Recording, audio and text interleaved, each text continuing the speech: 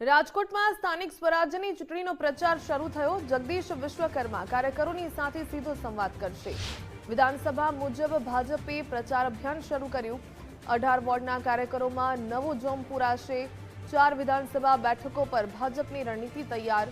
રાજકોટ પશ્ચિમ અને દક્ષિણમાં પ્રચાર તેજ બન્યો। ગ્રામ્ય અને પૂર્વ બેઠકો પર ભાજપ મજબૂત, ત્યારે ચૂંટણી જીતવા માટે કાર્યકરોને માર્ગદર્શન આપશે।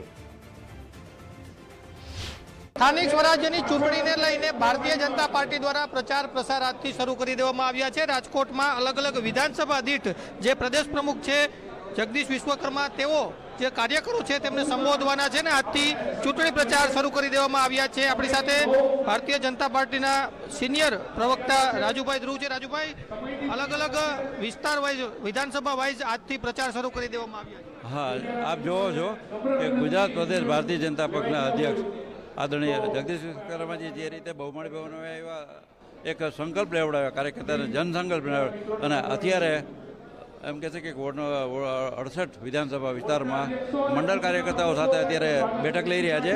આના પછી વિધાનસભા 70માં રમેશભાઈ ટીનાળા ત્યાં જશે, ત્યાર પછી વિધાનસભા 69માં જશે અને ત્યાર પછી 70માં જશે। એટલે એક પ્રદેશ અધ્યક્ષના રાજકોટના કાર્યક્રમનો મહત્તમ ઉપયોગ થઈ શકે તે રીતનું બધું પાર્ટી શહેર ભાજપ અધ્યક્ષ માધવભાઈ અને એમની ટીમે આયોજન કર્યું છે। ચૂંટણી પ્રચાર ચાલુ થઈ ગઈ। થોડીક નિરાશા પણ જોવા મળી હતી કાર્યકરોની અંદર, એને લઈને કોઈ બેઠક કે ચર્ચા? હા, કોઈ પણ પ્રકારની આપ જુઓ જે રીતે કાર્યકર્તા ઉમટી પડ્યા છે, આપ જુઓ કે કાર્યકર્તામાં ઉત્સાહ છે। કાર્યકર્તા ભારતીય જનતા પક્ષના કમળને ચૂંટવા માટે આવ્યા છે। અહીં ઉમેદવાર વ્યક્તિ ગૌણ છે, વિચારધારા કેન્દ્રબિંદુમાં છે। ચોક્કસ તો અત્યારે વિધાનસભા વાઇઝ જે બેઠકો છે તે શરૂ કરી દેવામાં આવી છે ને તેમાં મોટી સંખ્યામાં કાર્યકરો છે તેમને પ્રદેશ પ્રમુખ સંબોધવાના છે। કેમેરા પર્સન દેવજી રંગાડિયા સાથે ગૌતમ બેડા, ગુજરાત ફર્સ્ટ, રાજકોટ।